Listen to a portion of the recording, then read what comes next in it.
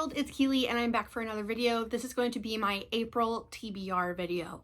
I am very much a mood reader and I absolutely suck at sticking to specific TBRs, like giving myself a list of books. Okay, read these books in the month. I don't think I have ever been successful with actually doing that, but I'm going to try again. I've been on BookTube for 10 years, and ever since I started my channel, I've set TBRs and I never stick to them, but I'm going to try. But I'm also going to give myself the ability to read other things because I'm very much a mood reader, which is why I struggle with a set TBR. So there might be other books along the way that I just really want to read or that resonate with me or whatever, and I'm gonna allow myself to read those throughout the month. I have a stack, multiple stacks here of books, plus some on my Kindle, plus a hold at my library, plus 2 books that were pre-ordered in January that come out in March and April that I will then go pick up and be reading.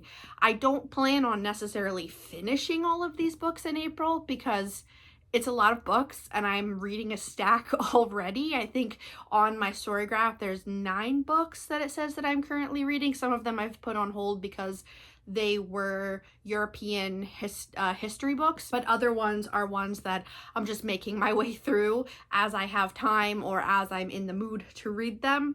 But I wrote everything down so that I can keep track. I was using that Animal Crossing notebook that I just got, but it completely fell apart. It was a piece of crap. As soon as I moved to like the 2nd or 3rd page to write on and tried to make it flat, all the pages just came out. So I gave up on that notebook and now I'm just going to use this cute one that reminds me of spring anyway, that one of my friends got me for my birthday a couple years ago, and I haven't used it yet, so I figured it would be perfect. Let's work through the books that I am already reading right now. I'm gonna do this in categories. So I'm gonna start with the books that I'm currently reading, which is a handful of different genres. The book that I'm reading on my Kindle right now is The Warm Hands of Ghosts by Katherine Arden, which is a historical fiction that I saw someone else talking about. I can't remember who I saw talking about it, but they said that they absolutely loved it, and so when it went on sale on Kindle, I grabbed it as like a daily deal, and I started it last night. I'm only like 5% of the way through, but I'm enjoying it so far. I had to look up what it was actually about because I didn't remember at all. I was just like, oh, I remember someone talking about this. Sure. This one is a historical kind of spooky novel where a nurse that responded during the war is looking for her brother, who is reported to be dead somewhere on the front lines, but she's getting like clues or something that he might not be, or that he is, but like his ghost is. I don't really know. I don't want to know a ton about it going into it. I've just been really enjoying it, and I started that one after I finished Starling House by Alex E. Harrow, which I did enjoy. I had a tiny problem. Well, not a tiny problem. I had a significant problem with part of the book, but overall I did enjoy that one. So I finished that one and then immediately started The Warm Hands of Ghosts. The other book that I am currently reading, I've talked about, I think, in my other videos. And oh, just a quick aside while I'm thinking of it. I posted my weekly vlog for week 1 of my online course. I looked it up. The course goes from March 24th until May 16th. I want to continue doing weekly vlogs where I talk about the content of what I'm learning in the process of being a student again in my 30s. However, my subsequent videos are not going to be that long because that was a pain in the ass to edit, put together, and then get it to save, and then get it to upload to YouTube. Trying to get it to save in iMovie was a freaking nightmare. It kept crashing. It kept telling me that it couldn't export and that it couldn't save. I had to clear everything out like 15 times. Eventually I figured it out, but 2 hours is just way too long anyway, and it's literally just me sitting at my desk talking as I'm working through journal articles, which I know most people are probably, that's not your vibe, and that's fine. It's not necessarily my vibe either once I saw it all pieced together, but just putting that out there. Look for further like coming up weekly vlogs, but hopefully done in a better way. But because of that online course, then I am reading this one, which I got a couple months ago, and this one is People Love Dead Jews by Dara Horn, Reports from a Haunted Present, and I read some in the tub the other night. I'm at page 55, and each chapter the author is talking about a different group or specific individual that was Jewish that is dead. So it starts off with the author introducing the concept of people loving dead Jews and what that means, and what she's really saying. She's obviously an author, but also a Judaism scholar and journalist, and she's saying that her experience has been that people tend to not learn anything about Judaism or Jewish people except for after Jewish people have died. And so that's why, like, we're taught about the Holocaust and we're taught about the, different shootings and things at synagogues, but not about any living Jewish people or Judaism scholars or anything like that in the way that we would be taught about anything else. And even as a Jewish person, that was also her experience of being a Jewish person. And so she wrote a book about it. And so she talks a lot about Anne Frank. And then the second chapter was called Frozen Jews. Frozen Jews was a chapter about a city in China called Harbin. I'm probably not pronouncing that right, but that was a city that was built by Jewish people, and then they were all kicked out or killed, and there's like no recognition of their suffering or their contribution in that city anymore. And she just wrote about that experience of going there, of talking to the only surviving Jewish person that lives there, who is like the token Jewish person and runs their like historical society and all of that stuff. So it was really, really fascinating. So I will continue to read this one. And I'll move through the other two books that I picked up, and I'm totally fine if I don't finish these ones in April. I'd love to finish them by the end of the course, which is halfway through May. But I picked up the 75th anniversary edition of The Diary of Anne Frank, which I have never read, but my professor mentioned this book at the beginning of the course and was like, "You've all read that." And I was like, no, I haven't. So I picked up this edition, which has a new introduction and then previously unpublished material. So I'm very interested in making my way through that one. And then the final one is this one, which is 100 Saturdays, Stella Levi and the Search for a Lost World by Michael Frank, with artwork by Mara Coleman. This one is about Michael's experience for 100 Saturdays sitting with Stella Levi and hearing her story about growing up and experiencing Nazi Germany and things that she never talked about before, and then documenting it. And there are really, really beautiful illustrations all throughout this book that match the art style of the front. So this one is not that long. I am very interested in reading this one. It looks like it's separated by each Saturday.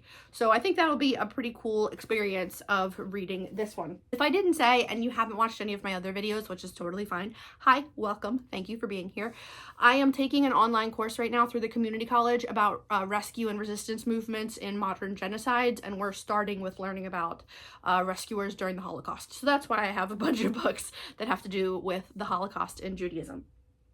Okay, let's move into the fun topics, the not super depressing topics. I did some schoolwork earlier and it knocked me out. I had to take a nap after because it was really heavy. But I have two middle grade graphic novels that I would love to read, which I think will be a good break in the middle of some hard-hitting books. And these are the only two graphic novels I own that I have not read. You can't really see it, but that bottom shelf is all graphic novels and then a couple bigger kids books, and all of them are middle grade, and so I have these two to read. So I have Halloween by Moss Lawton. It says, learning to become a witch is hella difficult. Luckily, Gwen can always count on her two best friends in the whole world for help. Except Sloane and Miles aren't from this world. They're from the Hollow Lands, a fright-fueled monster realm which they can only leave as the year creeps towards Halloween. This year, Gwen is determined to flex her skills. Armed with her first ever grimoire, she's hoping her friends will finally see that she has what it takes to join them in the Hollow Lands. It just sounds like it's going to be fun and kind of spooky, which is definitely my vibe when it comes to graphic novels. And then the other one that I have is Carrie and the Knight of the Forest by Andy Watson. And this one says, it'll just be a quick shortcut, right? After a spirit leads Carrie astray, he finds himself in an enchanted forest filled with mysterious creatures and dark dead ends. The further Carrie travels, the more hopeless his quest seems. To get back to his parents, Carrie will have to find his way, figure out who to trust, make some tough choices about the kind of person he wants to be, or remain lost in the forest forever.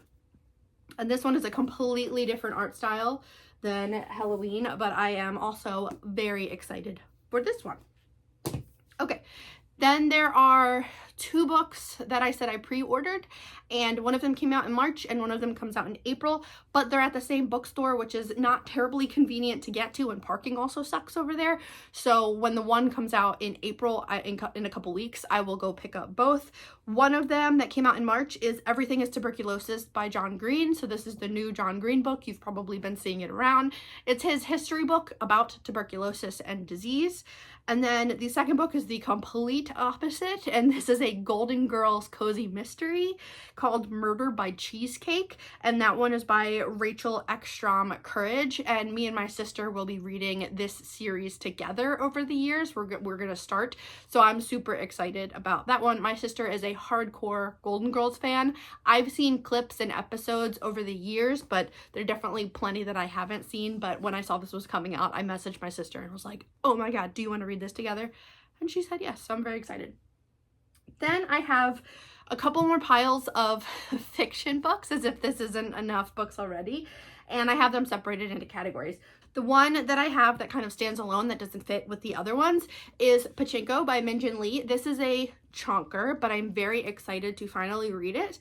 And this one is a historical that spans 4 generations of a poor, proud immigrant family who fight to control their destinies. And so it says, in the early 1900s, teenage Sunja, the adored daughter of a crippled fisherman, falls for a wealthy stranger at the seashore near her home in Korea. He promises her the world, but when she discovers she is pregnant and that her lover is married, she refuses to be bought. Instead, she accepts an offer of marriage from a gentle, sickly minister passing through on his way to Japan. But her decision to abandon her home and to reject her son's powerful father sets off a dramatic saga that will echo down through the generations. This one was really popular a couple years ago when it came out, but I am very excited to finally get to this one. And for some reason in my head, I associate this book with spring, and I don't know why, but I really want to read it right now. Then I have a collection of fun fantasy romance type books. The first one that we have is Dating and Dragons by Christy Boyce, and this is the follow-up, or it's in the same universe as Dungeons and Drama, which I read last year and really loved. Dungeons and Drama is a Dungeons and Dragons themed romance about 2 teenagers. One of them doesn't play Dungeons and Dragons at the start, but she meets this boy who does, and then they end up dating.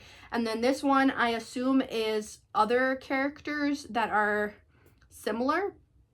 I don't know if it's just like the same vibe, the same universe, I don't know, but I'm very excited for it. If you don't know, my friends and I have played Dungeons and Dragons together for 5 or 6 years now. We have multiple campaigns, and so I'm very excited for that one. Then I have one that I just got that I'm so excited for, and this one is Dating and Dismemberment, a monster rom-com by A.L. Brody. I saw this when I was walking around the store. I saw the spine and was like, ooh, what's that? And then I picked it up and I loved the art style on it. And then on the back, there's that head. This one is about Darla Drake, who's the Duchess of Death. She's a legendary monster who has haunted the woods around Camp Clear Creek for years, until an existential crisis forces her to take a sabbatical from wreaking havoc on pimply teens while she figures out what she really wants from the rest of her possibly infinite life. But what does a monster do when her malevolent days are over? For Darla, it's spending time with the decapitated yet still overbearing head of her mother, reading romance novels she steals from campers, and struggling with one monstrous case of melancholy, until Jarko Merkvale arrives in Clear Creek and turns Darla's life upside down. Jarko is conceited, arrogant, infuriating, and unfortunately for Darla, kind of hot. And with the Duchess of Death on the shelf, Jarko has staked his claim on Camp Clear Creek. But Darla refuses to go down without a fight, and so in order to reclaim her territory, she challenges him to a series of hunts to see who the most fearsome monster really is. and then they fall in love, I guess. I don't know. It just sounds like it's going to be a lot of fun. I thought this would be a fun one to read for spring. And the final one in this category is one that I'm fully expecting to be crap, but I'm very excited for it.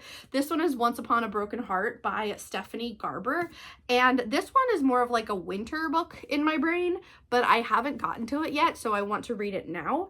And it's about Evangeline Fox. Says she's always believed in true love and happy endings until she learns that the love of her life will marry another.